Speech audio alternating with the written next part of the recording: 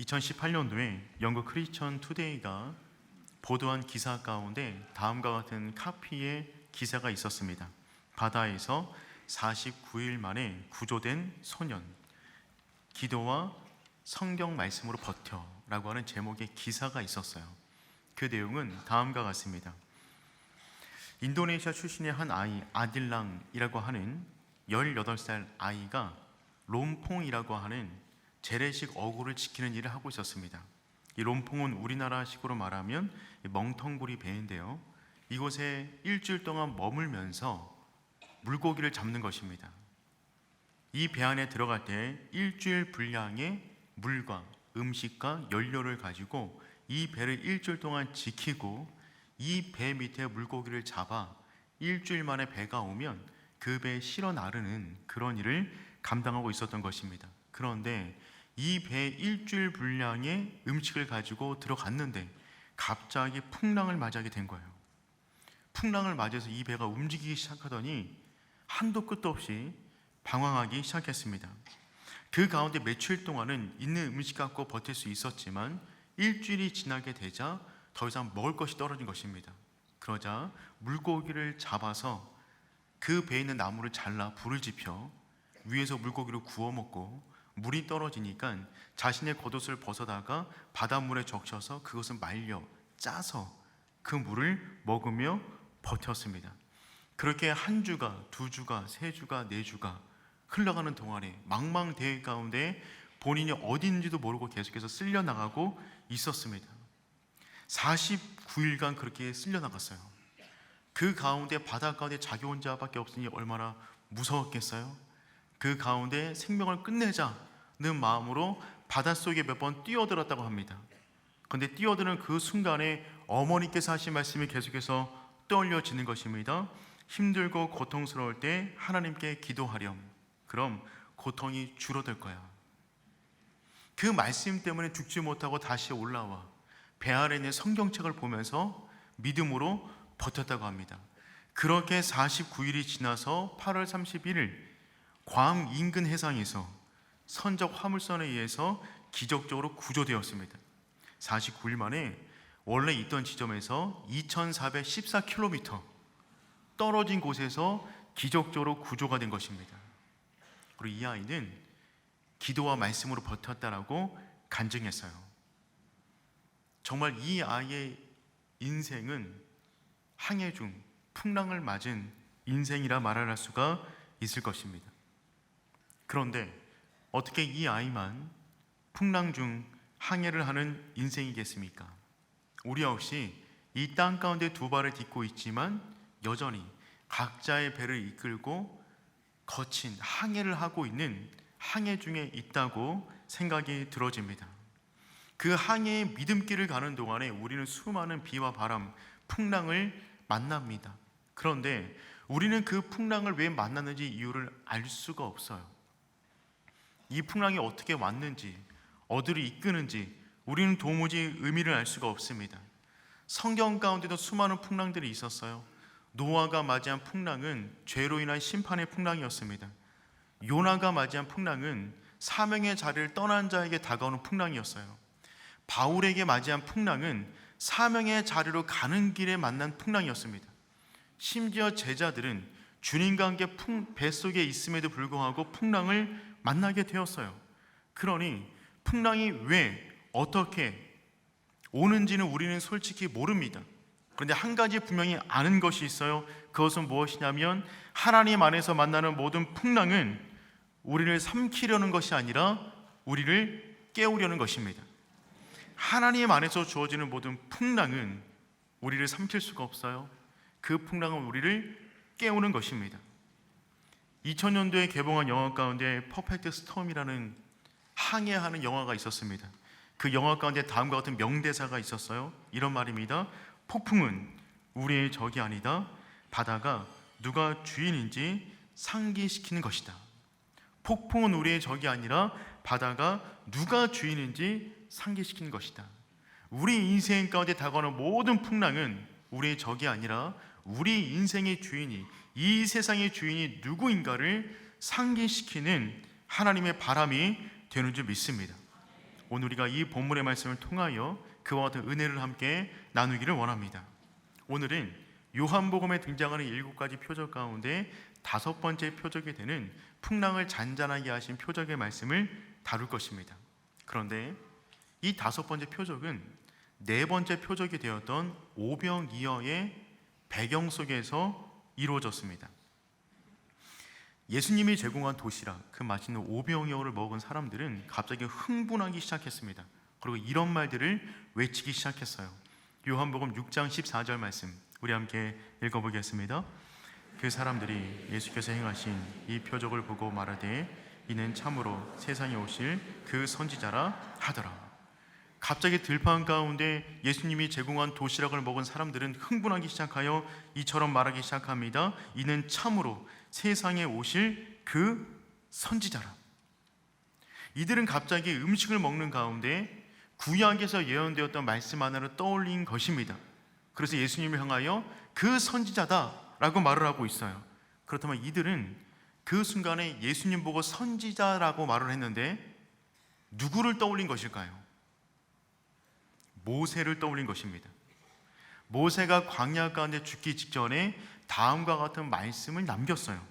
신명기 18장 15절 말씀 우리 함께 읽어보겠습니다. 내 하나님 여호와께서 너희 가운데 내 형제 중에서 너를 위하여 나와 같은 선지자 하나를 일으키시리니 너희는 그의 말을 들을지니라. 아멘. 모세가 광야 가운데 죽기 직전에 이와 같은 말씀을 남겼습니다. 나와 같은 선지자 하나를 일으키시리니 너희는 그의 말을 들을지어다. 그러니 갑자기 광야 가운데 만나를 먹이게 한 모세처럼 들판 가운데 예수님께서 오병이어 기적을 행하시니 모세가 말한 그 선지자가 지금 나타났다라며 사람들은 지금 흥분하고 있는 것입니다. 그 결과 사람들은 예수님을 억지로 왕으로 삼으려 합니다. 우리 요한복음 6장 15절 말씀 읽어보겠습니다. 그러므로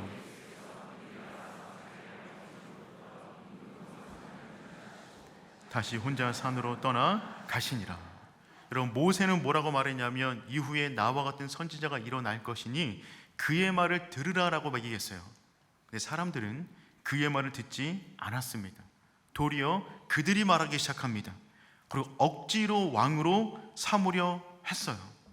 마치 모세가 이스라엘 백성을 애굽에서 출애굽시켰듯이 지금 로마 압제 가운데 있는데 자신들을 구원해 주라고 억지로 왕으로 삼으려 했다는 것입니다. 자기 도치적인 신앙에 빠진 사람들의 신앙의 모습이 이와 같습니다.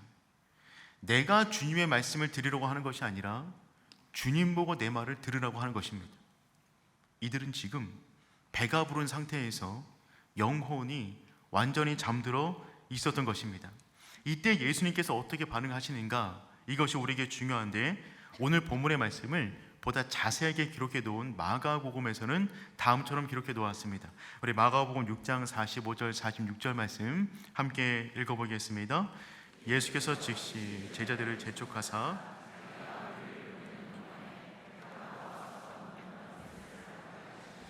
무리를 작별하신 후에 기도하러 산으로 가시니라. 아멘. 예수께서 즉시 제자들을 재촉하사 산으로 가게 하셨어요. 예수님은 그 순간에 군중들의 함성 속에서 제자들을 빼어 놓습니다. 그리고 무리들과 분리시켜 놓습니다. 마치 무언가 그 현장 가운데 엄청난 적들이 몰려오는 것처럼 예수님은 굉장히 급하게 움직이기 시작하셔서요, 제자들을 무리들로부터 분리시켜서 바다 가운데로 보내시는 거예요. 그리고 무리들을 흩어버리시고 본인은 산으로 기도하러 가십니다. 무언가 대단하고 위험한 일이 일어나는 것처럼 제자들을 급히 바다 가운데로 보내셨어요. 아니, 예수님은 왜 이런 행동을 하신 것일까요? 제자들은 이해할 수 없었습니다. 그런데 주님은 그 순간에 배부른 자들 속에서 벌어지고 있는 마귀의 간교한 간계를 보았던 것입니다. 예수님은 공생의 초기 가운데 마귀에게 의해서 3가지 시험을 당하셨어요. 그 시험의 핵심이 마지막 3번째 시험이었는데 그 시험은 어떤 것이냐면 예수님을 높은 산 위로 데리고 올라가 천하만국을 다 보여준 다음에 나에게 절 한번 하면 이 모든 것을 너에게 주겠다, 너를 이 땅에 왕 삼아 주겠다라고 하는 유혹이었습니다. 주님께서는 그 유혹을 말씀으로 쉽게 이기셨어요. 그런데 여러분, 사탄이 그러하듯이 얘는 쉽게 물러가지 않습니다. 포기를 모르는 놈입니다. 예수님에게 실패하자 어떤 일을 지금 계획하고 있는 것이냐면, 궁중 속에 들어가 오병이어 기적의 현장 가운데 도리어 마귀가 역사하여 그들의 마음을 부추겨서 예수님에게 실패했던 그 일들을 군중을 이용하여 이루려 하는 것입니다. 군중들의 마음을 부추겨서 예수님이 이 땅에 유대인만을 위하여 온 왕으로서 그의 인생을 끝내게 만들려고 하는 거예요. 예수님은 그 현장을 지금 보고 계셨습니다. 사람들의 욕망과 사탄의 유혹이 번복되어 군중들이 일어나 자기에게 몰려오는 그 현장을 보고 계셨던 것입니다. 그래서 주님께서는 제자들 12명의 영혼을 보호하기 위하여 그들의 생각과 마음이 그들에게 오염되지 않게 하기 위하여 그들을 급히 찬 바닷속으로 집어넣는 것입니다. 차가운 풍랑에 몰아치는 바닷물을 통하여 그들의 잠든 영혼을 깨우기를 원하셨던 것입니다. 그래서 이 5번째 표적인 풍랑을 잔잔하게 하는 이 표적은 오직 제자들만 경험하는 표적이 됩니다. 여기서 주어지는 메시지가 있어요. 여러분, 예수님의 모든 표적은요, 그것을 바라본 사람들이 굉장히 많았습니다. 기적에 동참된 사람도 굉장히 많았어요. 그런데 이 5번째 표적인 풍랑을 경험하는 표적은 오직 제자들에게만 허락이 되어졌습니다. 무리들에게는 풍랑이 허락되지 않습니다. 사랑하는 성도 여러분, 풍랑을 만나셨습니까? 기뻐하십시오. 여러분은 제자입니다. 아멘이 작을 줄은 알고 있었어요. 하지만 여러분, 무리들은 들판에 푸른 초장에 도시락까지는 제공됩니다. 하지만 제자들만이 주의 말씀에 의지하여 바닷속으로 들어가 거친 풍랑을 만나게 되는 줄 믿습니다.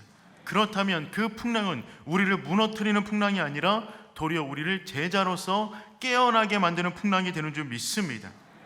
오늘 말씀을 통해서 주님께서 풍랑을 통하여 어떤 일을 행하시는가, 2가지 큰 관점에서 한번 살펴보도록 하겠습니다. 첫 번째, 제자들의 둔한 믿음을 깨우려고 하십니다. 제자들의 둔한 믿음을 깨우려고 하십니다. 오늘 본문 말씀을 보다 자세하게 기록해 놓은 마가복음에서는 이 풍랑 사건의 결론을 다음처럼 요약해 놓았습니다. 우리 마가복음 6장 52절 말씀 함께 읽어보겠습니다. 이는 그들이 끄떡대시던 일을 깨닫지 못하고 도리어 그 마음이 둔하여 졌음이라. 이 사건을 일으킨 목적에 대한 결론을 52절로 정리한 것입니다. 그 떡을 먹은 것에 대한 의미를 이해하지 못하였기 때문에 그 마음이 둔하여 져서 주님께서 그 둔한 마음을 깨우기 위하여 지금 이 일을 일으키셨다는 것입니다. 그렇다면 주님께서는 제자들에게 어떤 마음이 들도록 하기 위하여 이 사건을 일으키셨을까요? 3가지로 짧게 정리해 보겠습니다. 첫 번째, 풍랑 중에 주님이 우리를 바라보고 계신다. 이 믿음을 반드시 깨닫게 하기 위하여 풍랑을 일으키셨어요. 예수님께서 제자들로 하여금 갈릴리 바다를 건너라고 하셨습니다. 여러분, 그 당시는 등대가 없습니다. 밤중에 항해하는 것은 목숨을 거는 행위였어요. 굉장히 위험합니다. 그런데 제자들은 예수님의 말씀에 순종했어요. 왜냐하면 조금 전에 순종해서 엄청난 기적을 경험했기 때문에 그들은 또 무언가 대단한 일이 벌어질 줄 알고 지금 순종하고 있는 것입니다. 더군다나 제자 그룹 가운데 어부 출신들이 많았습니다. 베드로, 안드레, 야고보, 요한이 어부 출신들이에요. 그리고 이 갈릴리 바다는 그들의 터전이었습니다. 눈을 감고도 갈 수 있는 곳이 이곳이었어요. 그런 자신감을 가지고 아마 휘파람을 부르면서 항해길에 나섰을 것입니다. 그런데 얼마 못 되어서 풍랑을 만납니다. 이전에 경험해보지 못한 풍랑이었어요. 아무리 힘을 써도 앞으로 나아가지 못하는 것입니다. 마가복음에서는 언제까지 고생하고 있었는지 시간을 기록하고 있습니다. 밤 4경 때까지 고생하였다 라고 기록해 놓았어요. 여러분, 밤 4경이라는 것은 우리나라식으로 말하면 새벽 3시에서 6시 사이입니다. 가장 어둠이 짙게 내릴 때가 밤 4경인데 새벽 3시부터 6시까지예요. 그렇다면 제자들은 언제 배를 타고 나갔을까요? 저녁을 먹고 나갔으니 아무리 늦어도 9시에는 나갔을 것입니다. 저녁 9시에는 출발을 했을 걸로 예상하고 있는데, 그렇다면 밤 4경까지 고생하고 있다는 말은 무슨 말이냐면 6시간 이상, 적어도 6시간 이상 배를 젓고 가고 있는데 그 가운데 앞으로도 못 가고 뒤로도 못 가는 진퇴양난의 상황 가운데 지금 처해져 있다는 것입니다. 이 갈릴리 호수가 전체 폭이 10km밖에 안 됩니다. 보통 배로 1시간에 5km를 갑니다. 그러니까 2시간이면 갈 수 있는 거리를 전문 어부들이 밤새도록 사투를 벌이고 있지만 나아가지 못하고 있는 것입니다. 요한복음에서는 그 거리가 얼마쯤 되었는가를 기록해 놓았어요. 요한복음 6장 19절 말씀 우리 함께 읽어보도록 하겠습니다. 제자들이 노을 저어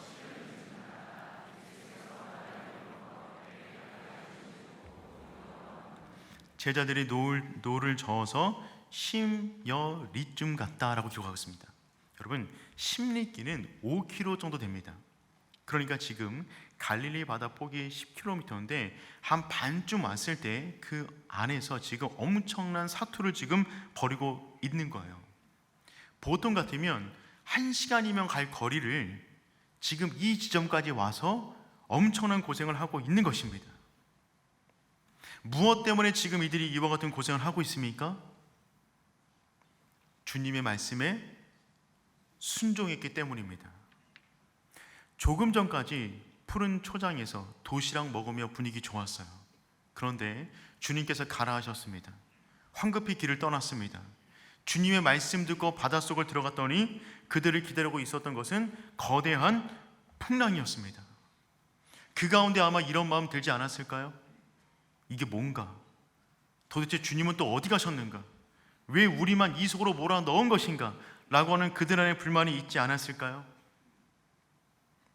우리 역시 이런 경험을 삶 가운데 자주 합니다. 주님을 따라갑니다. 주님을 믿습니다. 말씀에 순종합니다. 그런데 내 인생 가운데 수없는 풍랑들이 끊임없이 다가오는 것입니다. 그 가운데 내가 할 수 있는 모든 노력을 다하지만 진전이 없는 거예요. 더 지쳐가는 것입니다. 어둠은 더 깊어져 가는 것이죠. 그 순간에 우리는 이런 마음 들 수 있습니다. 믿는 것에 대한 가치는 무엇인가? 이 순간에 주님은 지금 어디 계시는가? 왜 나만 홀로, 우리만 홀로, 내 가정만 이와 같은 어려움을 겪고 있는 것인가라는 마음이 들 수 있습니다. 사랑하는 성도 여러분, 풍랑을 만나셨습니까? 그렇다면 오늘 말씀은 여러분의 말씀이 되는 줄 믿습니다. 여러분, 이 순간에 주님께서는 정말 우리가 깨닫기를 원하세요. 무엇을 깨닫기를 원하시는 것이냐면 첫 번째, 주님께서 풍랑 가운데 있는 우리를 바라보고 계신다는 것입니다. 마가복음 6장 48절 말씀 우리 함께 읽어보겠습니다. 바람이 거스름으로 제자들이 힘겹게 노젓는 것을 보시고 밤 4경쯤 바다 위로 걸어서 그들에게 오사 지나가려고 하시매. 아멘. 주님께서 그 순간에 뭐 하고 계셨어요? 제자들을 바라보고 계셨어요. 우리는 풍랑 중에 주님을 못 볼 수 있습니다. 주님이 안 보일 수 있어요. 하지만 괜찮습니다. 주님이 우리를 보고 계십니다. 주님이 우리의 전부를 보고 계세요.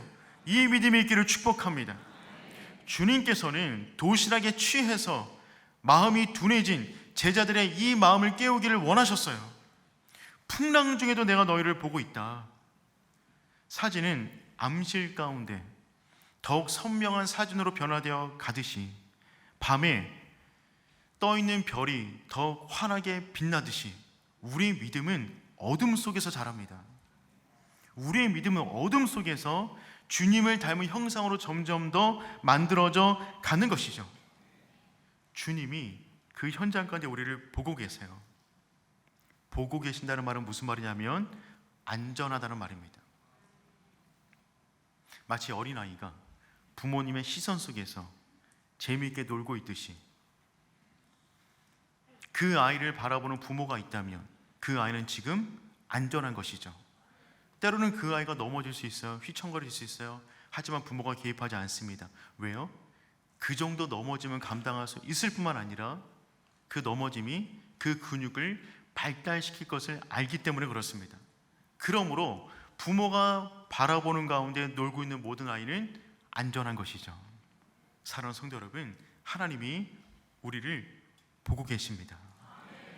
그 시야가 깨어나는 우리 모두가 되기를 축복합니다. 두 번째, 우리가 당한 풍랑이 주님이 우리에게 다가오시는 길이 됩니다. 우리가 당한 풍랑이 주님이 우리에게 다가오시는 길이 된다는 것이죠. 여러분, 지금 예수님은 제자들을 보시고 다가오셨어요. 예수님은 보고만 있지 않으십니다. 반드시 찾아오십니다. 그런데 어떻게 오셨어요? 바다 위를 걸어 오셨어요. 풍랑 위를 걸어서 오셨습니다. 여러분, 그 풍랑은 무엇입니까? 제자들을 힘들게 하는 거예요. 제자들을 막는 거예요. 제자들로 하여금 좌절시키는 것들이었습니다. 큰 문제와 어려움이에요. 그런데 주님께서 어떻게 제자들에게 다가오셨어요? 그 풍랑을 길삼아 제자들 가운데 들어오셨습니다. 그러니 주님께서 우리 인생까지 들어오는 길이 무엇입니까? 우리를 힘들게 만드는 그 풍랑이 주님이 우리 인생까지 들어오는 길이 되는 줄 믿습니다. 그 풍랑이, 그 고통이, 그 아픔이, 그 눈물이 주님께서 우리 인생까지 들어오는 길이 됩니다. 그래서 결국 그 풍랑 덕분에, 그 아픔 덕분에, 그 눈물 덕분에 우리는 이전에 알지 못했던 주님의 더 놀라운 은혜를 경험하게 되는 것이죠. 그래서 주님 안에서 벌어지는 모든 위기는 기회가 되는 줄 믿습니다. 우리 인생 가운데 주의 말씀 따라가다 겪는 역경들이 있어요. 그런데 그 역경이 주님을 만나면, 역경을 뒤집으면 뭐가 됩니까? 경력이 됩니다. 이해를 못 하시는데, 역경이라는 단어를 뒤집으면 뭐가 돼요? 경력이 됩니다. 주님 안에서 만나는 모든 역경은 주님 안에서 내가 주님을 만났다는 간증의 흔적, 경력이 되는 줄 믿습니다. 그러니 여러분, 풍랑을 만나셨어요? 기대하십시오. 그 풍랑을 타고 주님께서 여러분의 인생 가운데 빠르게 들어오실 것입니다. 세 번째, 주님이 풍랑을 밟고 있으십니다. 주님이 풍랑을 밟고 있으세요. 제자들은 그 밤 가운데 힘겹게 노를 젓고 있었어요. 그런데 성경을 가만히 보세요. 제자들이 노를 젓고 있는 그 동안에 두려워하고 있나요? 두려워했다라는 단어는 없습니다. 그들은 있는 힘껏 노를 젓고 있어요. 자신이 할 모든 힘을 다 쏟고 있습니다. 그런데 그들이 무엇을 보고 두려워했습니까? 풍랑 위에 서 있는 주님 보고 두려워했어요. 제자들 입장에서는 풍랑은 두렵지 않았습니다. 그런데 풍랑 위에 서 있는 주님은 두려웠어요. 왜요? 풍랑은 어부들에게 익숙했어요.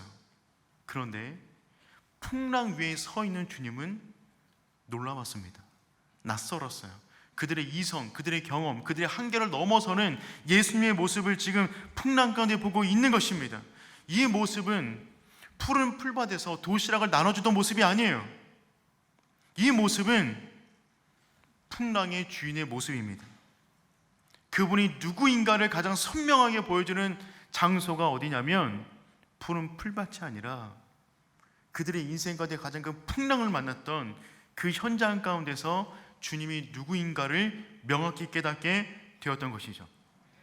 그러니 주님께서 이 모습을 통하여 말씀해 주고 있는 메시지는 무엇입니까? 내가 유대인들에게 떡을 주러 온 왕이 아니라 나는 산자와 죽은 자의 오고 가는 모든 세대 가운데 그들을 통치할 왕이다. 이 풍랑의 주인이다. 창조주이다. 는 것을 지금 선포하고 있는 것입니다.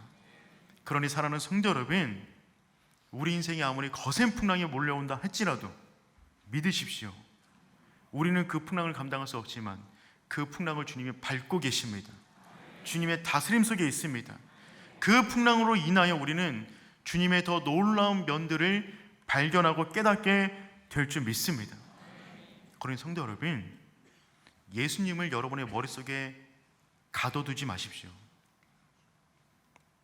여러분은 고정관념으로 주님은 이럴 것이다 라고 주님을 그 안에 가두지 마세요. 주님은 우리의 생각으로 가둘 수 있는 분이 아닙니다. 고정관념이란 고장난 관념이라 그러더라고요. 고정관념은요, 그 사람 안에서 고장난 관념이에요. 맞지 않습니다. 신앙생활은 무엇입니까? 우리 안에 갖고 있는 고정관념이 날마다 깨어지는 과정의 연속이에요. 오늘보다 내일 더 큰 하나님 만나 오늘의 나의 생각이 깨지는 거예요. 그 다음날 또 다른 새로운 하나님을 만나 이전에 갖고 있던 모든 관념이 깨어지는 것입니다. 그래서 풍랑은 우리를 깨트리고 깨어나고 깨닫게 만듭니다. 주님은 지금 그 은혜를 제자들에게 주기를 원하십니다. 사랑하는 성도 여러분, 풍랑 중에 주님이 우리를 보고 계세요. 그 풍랑은 주님이 우리에게로 들어오는 길입니다. 주님이 풍랑을 밟고 계십니다. 어떤 풍랑을 만나든지 간에 마음이 둔해지는 것이 아니라 이 사실을 민첩하게 깨달아 풍랑 중에 거하는 은혜를 만날 수 있기를 축복합니다. 두 번째, 오늘 본문이 우리에게 전달해주는 두 번째 큰 메시지는 무엇이냐면 예수님에 대한 바른 믿음을 주시기 위하여 이 표적을 행하셨어요. 조금 전에 제자들의 믿음은 완전히 깨졌습니다. 그들이 알던 예수님의 모습이 아니었어요. 이전의 믿음을 깨트리시고 주님은 이제 새로운 믿음을 그들 안에 알려주십니다. 이 부분이 너무나 중요해요. 여러분, 풍랑 가운데 있는 제자들을 보시고 주님께서 걸어오셨어요. 그런데 본문을 보면 걸어오신 것 같지가 않습니다. 뛰어오신 것만 같아요. 우리 마가복음 6장 48절 말씀 우리 함께 읽어보겠습니다. 바람이 거스름으로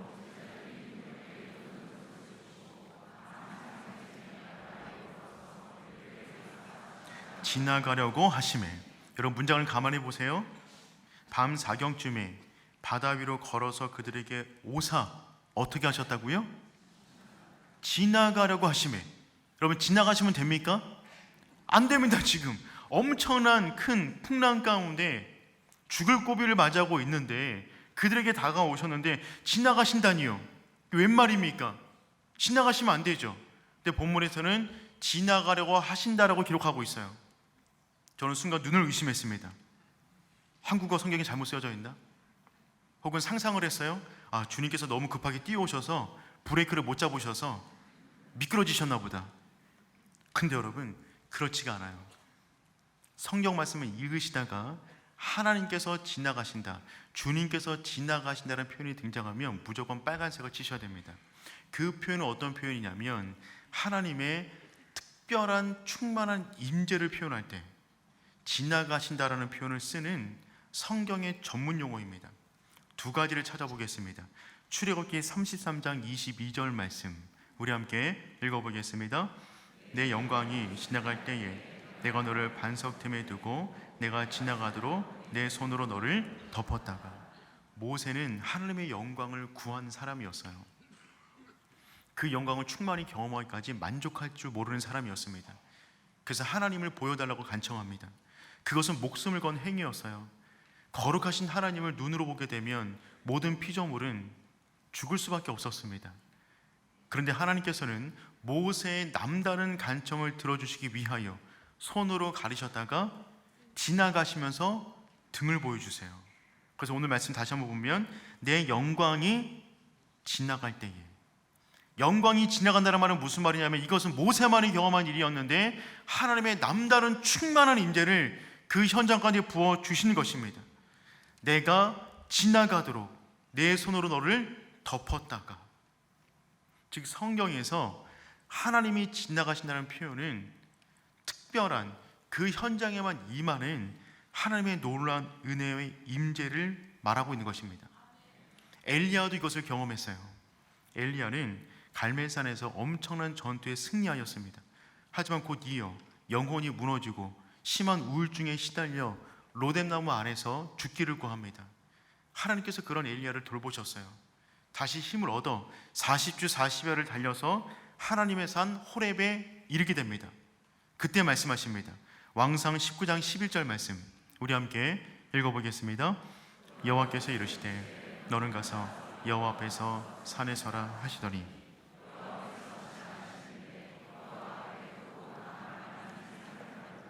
바위를 부수나 바람 가운데에 여호와께서 계시지 아니하며, 여기 보십시오.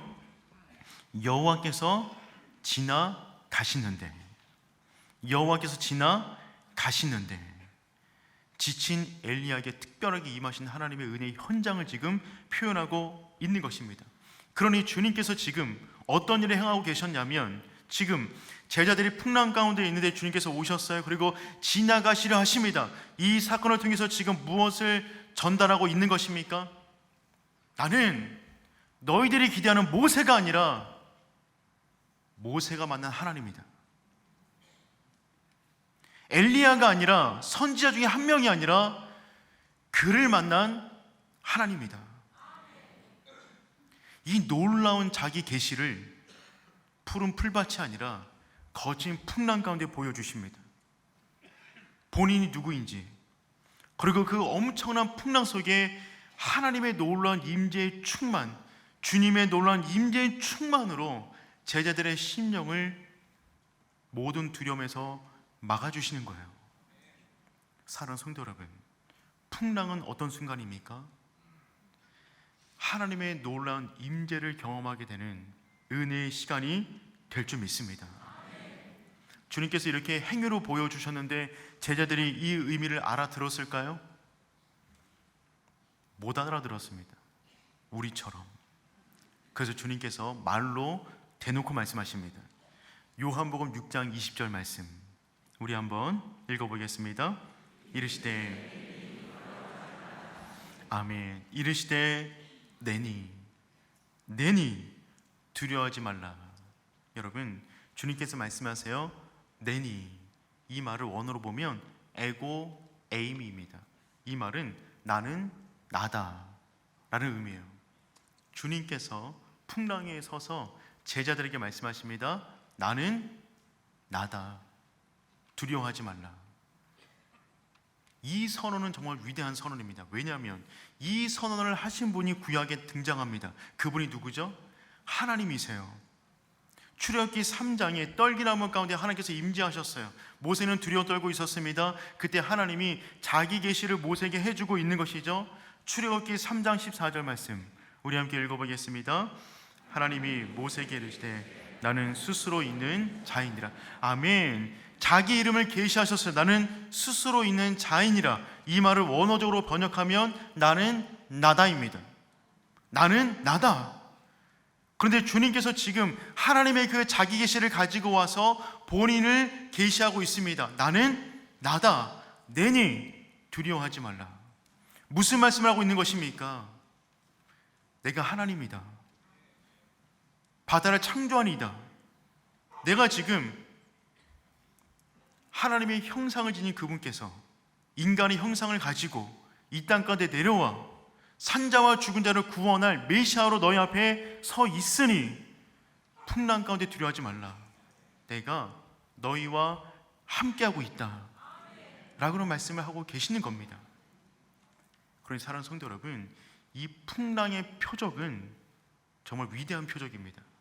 오직 풍랑 속에 거하고 있는 제자들만이 경험하는 표적이 되는 것이죠. 사랑하는 성도 여러분, 지금 혹 풍랑 중에 계십니까? 풍랑이 몰아치고 있습니까? 안심하십시오. 주님이 풍랑 위에 계십니다. 그리고 말씀하세요. 내니 두려워하지 말라. 이 모든 걸 내가 지었어. 걱정하지 마. 다 나의 다스림 가운데 있어. 걱정하지 마. 그리고 주님께서 배에 올라타세요. 그러자 이런 일이 벌어집니다. 21절 말씀 우리 마지막으로 읽도록 하겠습니다. 이에 기뻐서 배로 영접하니 배는 곧 그들이 가려던 땅에 이르렀더라. 아멘. 어떤 일이 벌어졌어요? 이에 기뻐서 배로 영접하니 제자들의 마음이 기쁨으로 변했죠. 그리고 영접하니 배는 곧 그들이 가려는 땅에 도착했습니다. 여러분, 눈 깜짝할 새에 문제가 해결되었어요. 언제 풍랑이 사라졌는지 문제가 해결되었어요. 조금 전까지 6시간 이상을 사투를 벌였습니다.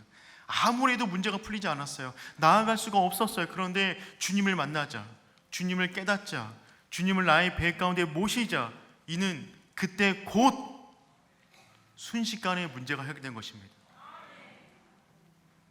하나님의 은혜가 그와 같아요.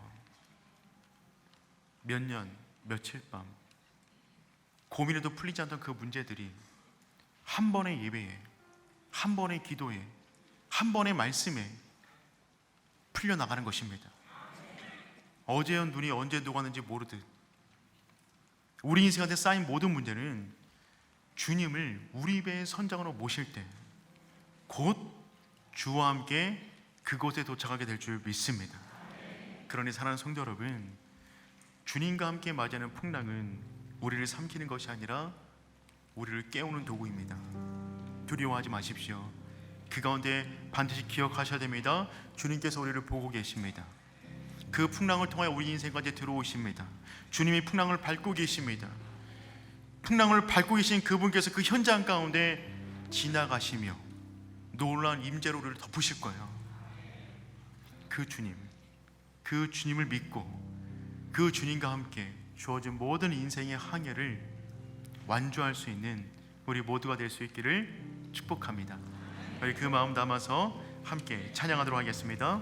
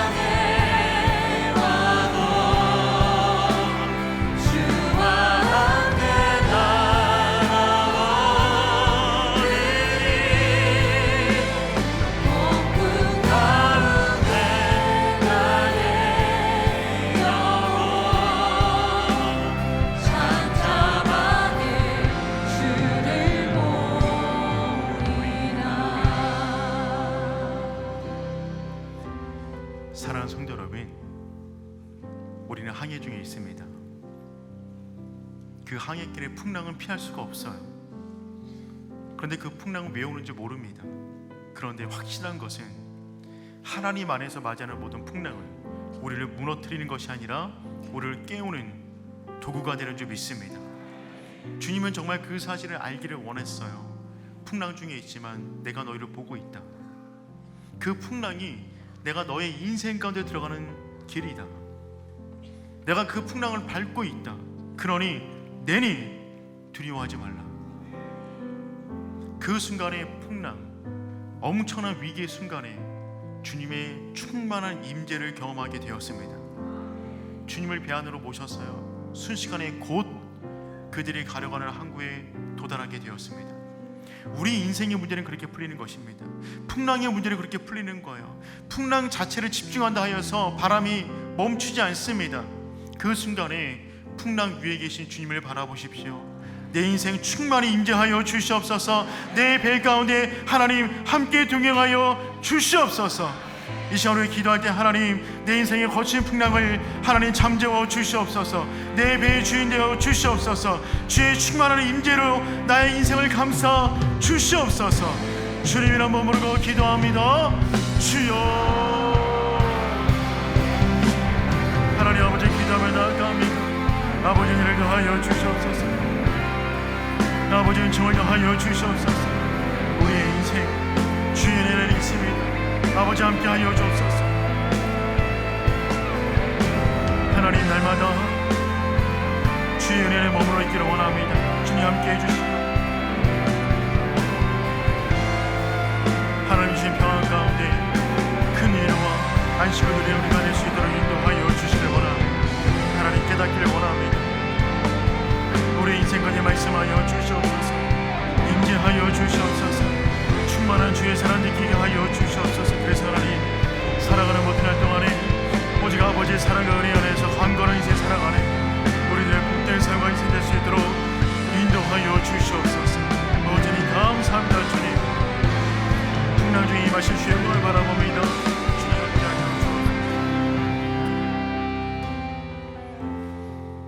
하나님 감사합니다. 풍랑 중에 우리를 바라보시고 다가오시고 잠잠케 하신 하나님, 그 하나님이 우리의 주님 되신 줄 믿습니다.